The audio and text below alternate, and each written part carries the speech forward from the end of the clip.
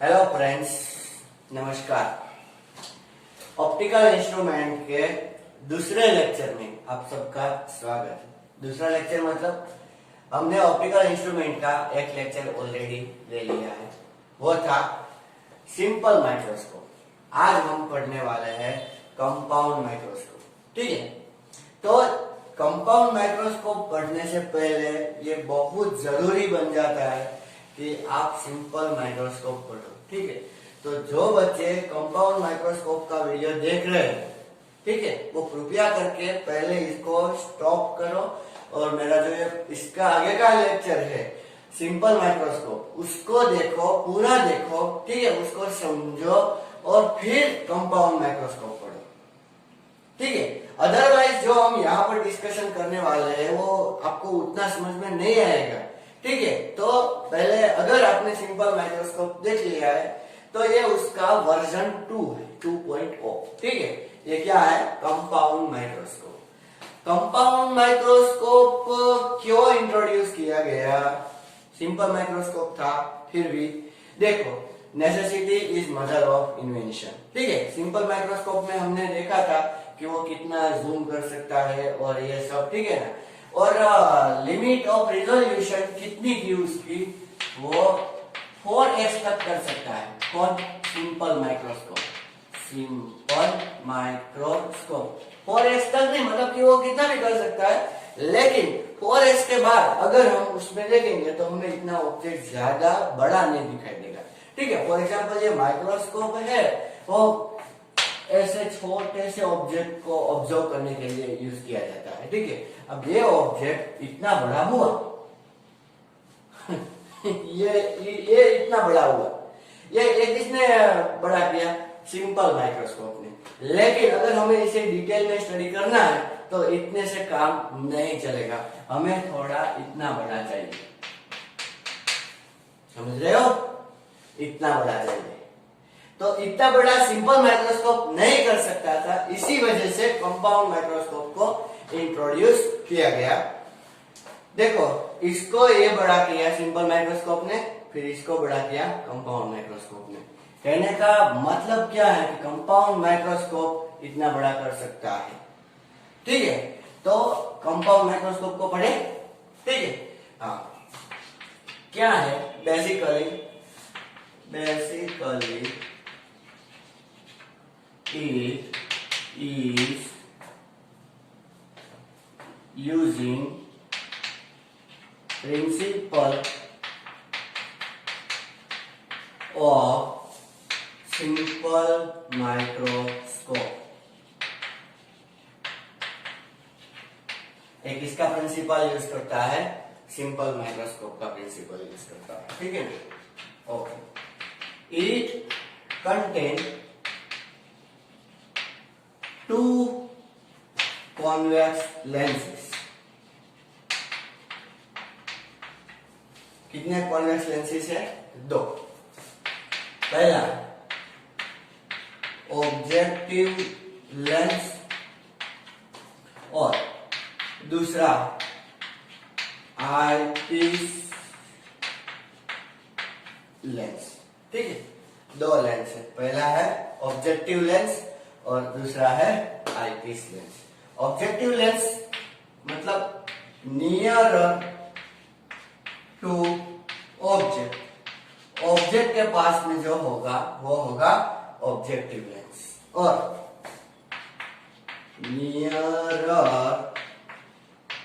To आई, हमारे आई के पास जो होगा वो लेंस होगा आईपीस लेंस। ठीक है, 2 लेंस है इसमें, एक है ऑब्जेक्टिव लेंस और दूसरा है आईपीस लेंस। चलो, मैं एक चीज और आपको डिस्कस करने जा रहा हूं आपके साथ। एफओ, जब मैं एफओ लिखूं तो इसका मतलब ये है कि ये क्या है? Focal length of objective lens. Objective lens की फोकल लेंथ है। ठीक है, और एफई की बात करें तो क्या होगा? Focal length of eyepiece lens. ठीक है, ये क्या है? Focal length of objective lens, और ये क्या है? Focal length of eyepiece lens. ठीक है। अच्छा, इसने इसको देखो, एक मैं बात कर लूं, सोचो कि ये जो हम बात की थी ना, इसकी साइज है 2 सेंटीमीटर, सोचो। ठीक है, फिर इसको इसने कर दिया 4 सेंटीमीटर। कितना कर दिया? 4 सेंटीमीटर। फिर 4 सेंटीमीटर को इसने कर दिया 16 सेंटीमीटर। तो इसका मतलब क्या है? ये सिंपल माइक्रोस्कोप ने कितना गुना किया? 2 2 4, 2 टाइम्स। फिर इसने इसको कितने टाइम मल्टीप्लाई किया? 4 टाइम्स। ठीक है ना? ये काम है, ये जो पहला काम है, ये है ऑब्जेक्टिव का। किसका काम है ये? ऑब्जेक्टिव लेंस का। ये 2 टाइम बड़ा किया वो, और ये जो है 4 टाइम बड़ा किया। ये जो हम बीच में लेंस रखने जा रहे हैं, ये किसका काम है? आईपीस का। किसका काम है? आईपीस का। तो ये पूरे को मिला के पूरा कंपाउंड माइक्रोस्कोप बन गया। तो अगर हम यहां से सोचे तो 2 सेंटीमीटर से उस ऑब्जेक्ट की साइज हो गई 16 सेंटीमीटर। तो कितना मल्टीप्लाई किया? 2 8 जा। तो कहने का मतलब क्या है कि टोटल मैग्निफिकेशन, मैं यहां पे लिख दूं,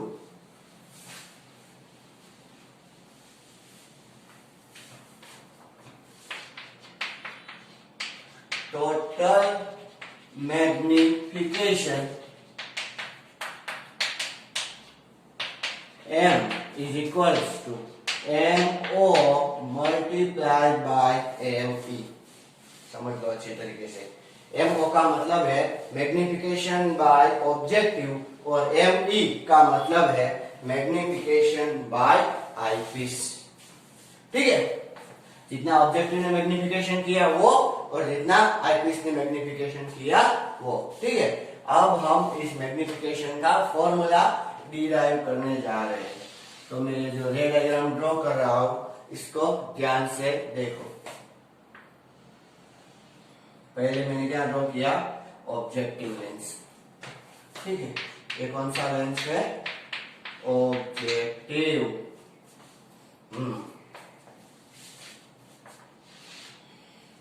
आप लोग स्केल से ड्रॉ करना। ये हो गया फोकस ऑफ ऑब्जेक्टिव। ठीक है, अभी हम ऑब्जेक्ट को यहां पर प्लेस करेंगे। ये कौन है? ऑब्जेक्ट ए बी ऑब्जेक्ट है। ठीक है, एक रे कैसी गई? पैरेलल। तो किसमें से पास होगी? फोकस में से। ठीक है, और एक रे ऑप्टिकल सेंटर में से गई।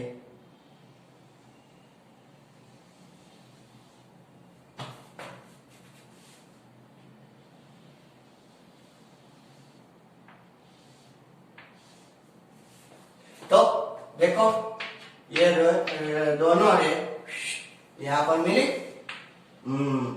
तो हमें क्या मिलेगा?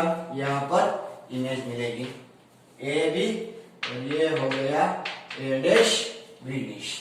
ठीक है, अब हम यहां पर आईपीस लेंस लगाएंगे। मैं जब ड्रॉ कर रहा था उसको आप ध्यान से ऑब्जर्व करो। ठीक है ना? एग्जाम में अच्छी तरीके से ड्रॉ करने के लिए अगर आप डायरेक्ट इसको ड्रॉ कर दोगे तो थोड़ा प्रॉब्लम हो सकता है। ठीक है, तो इस तरह ड्रॉ करो। हाँ, यहां पर आ गई। तो ये रेंज कुछ इस तरह जाएगी।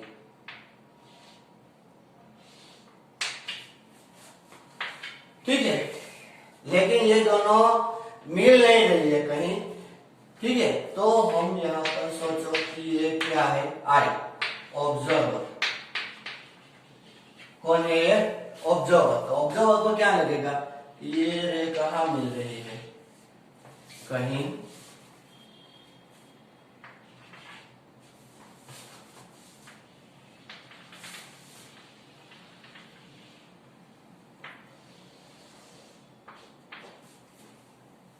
यहां मिल रही है।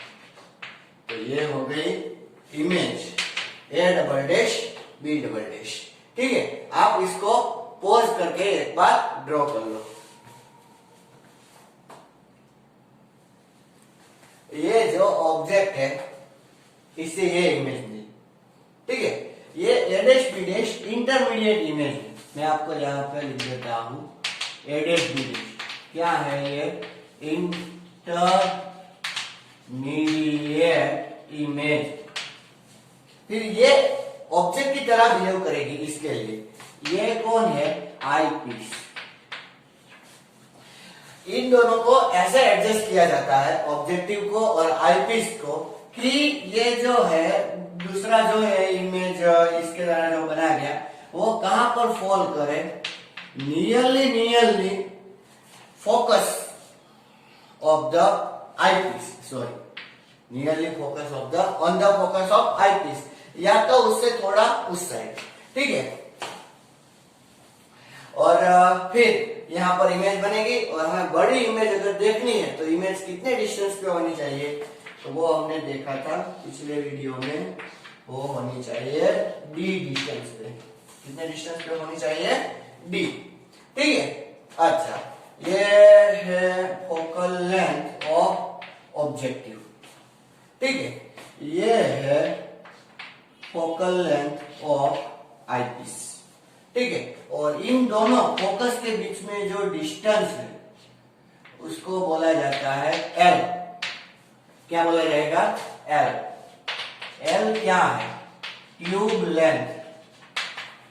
एल को क्या बोला जाएगा, ट्यूब लेंथ, इन दोनों के बीच का जो डिस्टेंस है। ठीक है, और ये है डी। अब मैग्निफिकेशन का फॉर्मूला डिराइव करें। मैग्निफिकेशन इज इक्वल्स टू, हमारे पास क्या है, magnification of objective multiply by magnification of eyepiece. अब ये ऑब्जेक्टिव है वो सिंपल एक लेंस की तरह ही बिहेव कर रहा है। ठीक है, वो सिंपल माइक्रोस्कोप की तरह कम बिहेव कर रहा है। क्यों, क्योंकि देखो वो रियल इमेज यहाँ पर सबटेंड कर रहा है और बना रहा है। तो इसमें मैग्निफिकेशन का फॉर्मूला बहुत सिंपल है। देखो ये अगर है u, ये कौन है, u, और ये बन गया v, ये है v और ये है u। तो मैग्निफिकेशन का फॉर्मूला क्या है, ऑब्जेक्टिव का m is equals to v upon u। और आईपीस, ये आईपीस एक सिंपल माइक्रोस्कोप की तरह बिहेव कर रहा है। किस तरह बिहेव कर रहा है, सिंपल माइक्रोस्कोप। तो सिंपल माइक्रोस्कोप का मैग्निफिकेशन क्या था, 1 प्लस डी अपॉन एफ। क्या था, 1 प्लस डी अपॉन एफ। या तो अगर इमेज अगर इंफिनिटी पे बन जाए, क्या बन जाए, इंफिनिटी पे, तो 1 plus D upon F E को हम क्या लिख सकते हैं, डी अपॉन एफ ई। ठीक है, ओके, मैं यहां पर थोड़ा सा और डिराइव करना चाहूंगा, सब लोग यहां पे देखोगे। ठीक है, देखो magnification of objective is equals to क्या मिला हमें, v अपॉन u। ठीक है, अभी ये मैग्निफिकेशन देखो, ये जो ट्रायंगल है, ये वाला ट्रायंगल अब देख रहे हो, ये और ये वाला ट्रायंगल, ये भी है। सोचो कि ये क्या ले ले हम, PQ। तो a dash b dash height of image upon height of object, a dash b dash upon ab, ये भी तो मैग्निफिकेशन हो गया। या तो हम क्या बोल सकते हैं, a dash b dash upon PQ, ऐसा भी बोल सकते हैं क्योंकि AB और PQ दोनों सेम है। ठीक है, अभी देखो ये जो ट्रायंगल है और ये जो ट्रायंगल है दोनों सिमिलर है। कैसे, एक एंगल वर्टिकली अपोजिट एंगल, ठीक है, और एक एंगल 90 डिग्री और एक एंगल अल्टरनेट एंगल, तो तीनों एंगल सेम है। तो ए एंगल थ्योरम से ये दोनों कैसे हो गए, सिमिलर। तो हम क्या बोल सकते हैं, there sides will be in the ratio a dash b dash upon ab will be equals to this one, this side। ये साइड कितनी है, ध्यान से देखो, ये L साइड कितनी है L और ये साइड कितनी है F। तो मैग्निफिकेशन ऑफ ऑब्जेक्टिव क्या बोल सकते हैं, V अपॉन U भी बोल सकते हैं, एडएच अपॉन AB भी बोल सकते हैं और L अपॉन FO भी बोल सकते हैं। तो फाइनली जो मैग्निफिकेशन का फॉर्मूला देखो ये भी यूज हो सकता है और कभी कभार अगर L दिया जाए तो क्या फॉर्मूला यूज हो सकता है कि V अपॉन U की जगह पर हम क्या लिख दें L अपॉन D नहीं sorry L upon FO multiply by D upon FP। L upon FO multiply by D upon FP। तो ये हो गया magnification produced by compound microscope. ठीक है, इसको बहुत अच्छी तरीके से ध्यान से समझो। ओके हाँ, तो या तो आप ऐसा भी लिख सकते हो L upon FO into 1 plus D upon FE।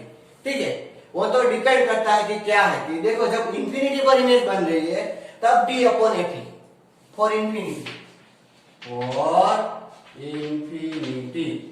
ठीक है, और जब शार्प इमेज बन रही है शार्प इमेज तब 1 plus D upon FE।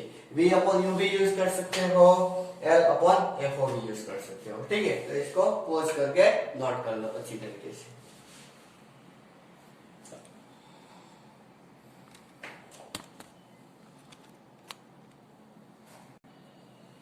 Okay friends, तो हमारे साथ एक एग्जांपल है, हमारे सामने एक एग्जांपल है जिसमें हमें क्या दिया है, पहले मैं वो आपसे डिस्कस कर लूं। देखो इसको अच्छी तरीके से समझना। ये कंपाउंड माइक्रोस्कोप का है, फोकल लेंथ ऑफ ऑब्जेक्टिव कितना है 2 centimetre, focal length of eyepiece कितनी है 6.25 सेंटीमीटर और distance between objective and eyepiece कितना है 15 centimetre. Calculate object distance for objective. मैं यहाँ पर छोटी सी वो डायग्राम हमने जो ड्रॉ की थी वो ड्रॉ कर लेता हूँ। ठीक है, ये जो दूसरी इमेज बनी और ये फाइनल। ठीक है, तो हमें ये फाइंड करना है, ये U calculate object distance for objective for final image to get formed at D। कहां पर फाइनल इमेज कहां पर होनी चाहिए D। ठीक है, देखो अच्छी तरीके से फाइनल इमेज कहां D ऐसा बोला गया है। ठीक है, और दूसरी बात अगर फाइनल इमेज D है और दूसरी अगर दिया है कि हमें फाइनल इमेज कहां पर कैलकुलेट करनी है, सॉरी फाइनल इमेज अगर D पर हो तब ऑब्जेक्ट डिस्टेंस और फाइनल इमेज जब इंफिनिटी पर हो तब ऑब्जेक्ट डिस्टेंस वो हमें फाइंड करना है। ठीक है, तो पहले देखो हमारे पास ये आईपीस की फोकल लेंथ है, आईपीस के लिए ये फोकल लेंथ हो गई, सॉरी फोकल लेंथ है और D है। तो हम क्या करेंगे, मैं यहाँ पर आपको सिर्फ मेथड दूंगा। ठीक है, कैलकुलेट आपको करना है for eyepiece 1 upon V minus 1 upon U is equals to 1 upon FE हो गया। अभी V इक्वल टू हम माइनस D प्लस करेंगे बच्चों, क्यों, क्योंकि ये ऑब्जेक्ट है और इमेज दोनों सेम साइड पर बन रहे हैं, इसीलिए मतलब कि यहाँ पर हम वैल्यू प्लस करेंगे माइनस 25 माइनस 1 अपॉन U मतलब कि ऑब्जेक्ट डिस्टेंस, ये ऑब्जेक्ट डिस्टेंस वो हमें पता नहीं है और FE कितना दिया है 6.25 सेंटीमीटर। इससे आप क्या पता लगा लो U। ठीक है, यहाँ पर देखो ये माइनस है, यहाँ पर जब वैल्यू प्लेस करेंगे तब ये माइनस आएगा। मतलब क्या है कि यहाँ पर जब आप सोल्व करोगे तो ऐसा करोगे -1 upon U is equal to 1 upon 6.25 plus 1 upon 25, फिर U इज इक्वल टू क्या होगा, देखो ये मैंने 25 प्लस कर दिया तो -4 25 इंटू 6.25 डिवाइडेड बाय 25 प्लस 6 कितना हो गया है 31.25। तो ये हमें क्या मिल गया U। कौन सा U, ये, या तो हम ऐसा बोल सकते हैं कि U डैश, ये हमें क्या मिल गया U डैश। अभी U डैश दोनों के बीच में डिस्टेंस कितना दिया है 15 सेंटीमीटर। तो V फॉर ऑब्जेक्टिव ऑब्जेक्टिव के लिए v क्या होगा, वो होगा पूरा जो डिस्टेंस है, इनके बीच का जो डिस्टेंस है, कितना डिस्टेंस है 15 सेंटीमीटर, उसमें से हम इस u डैश को माइनस कर दें, 15 माइनस u डैश, तो हमें वो ये v मिल जाएगा ना। हाँ, ये v मिल जाने के बाद यहाँ पर हम यूज करेंगे फिर से 1 upon v minus 1 upon u equal to 1 upon f। यहाँ पर v क्या प्लेस करेंगे, ये जो वैल्यू आई वो, ठीक है। एक बात मैं बोल दूं, माइनस u डैश, तो u डैश की जो नेगेटिव वैल्यू आ रही है उसको मैग्नीट्यूड में सब्ट्रैक्ट करो। फॉर एग्जांपल ये सोचो कि ये -5 आ रहा है, तो 15 माइनस 5 10, ठीक है। 15 माइनस -5 ऐसा नहीं, वरना तो प्रॉब्लम हो जाएगा, ये सिर्फ वैल्यू है, ठीक है। हाँ, 1 upon v minus 1 upon u is equal to 1 upon f of focal length of objective. फिर 1 अपॉन v हमें इसमें से मिल गया, फोकल लेंथ ऑफ ऑब्जेक्टिव हमारे पास है, तो इजीली हम क्या सोल्व कर सकते हैं u, ठीक है। दूसरा क्या है, इंफिनिटी पर, कहां पर, इंफिनिटी पर। इमेज अगर इंफिनिटी पर बन रही है तो ये है वो कहां पर होगी, एग्जैक्टली फोकस पर, इसके फोकस पर। इसके फोकस पर मतलब कि इसकी फोकल लेंथ कितनी है 6.25, तो यहां पर हम क्या प्लेस कर देंगे 6.25, ठीक है। मैं अच्छी तरीके से ड्रॉ कर देता हूं।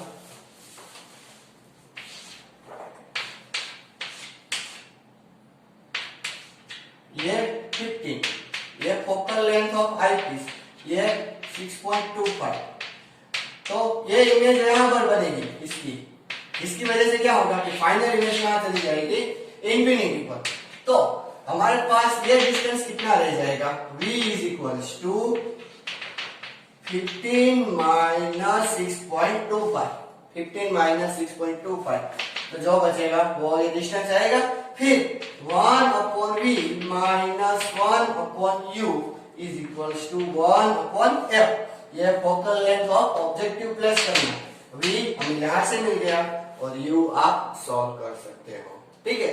इंफिनिटी में इमेज बन रही है बच्चों, इसीलिए ऑब्जेक्ट फोकस पे होना चाहिए, और ये ऑब्जेक्ट है वो इसके द्वारा इमेज बनाएगी, इसीलिए। अभी मैग्निफिकेशन का फॉर्मूला आप डायरेक्टली यूज कर सकते हो। पहले में क्या आएगा, d पर जब बन रहा है तब m is equals to v upon u 1 plus d by f, और दूसरे केस में क्या आएगा, m is equals to v upon u multiply by d upon f। क्यों, क्योंकि इमेज कहां बन रही है, इंफिनिटी। तो इस तरह आप इसको सॉल्व कर सकते हो, ठीक है।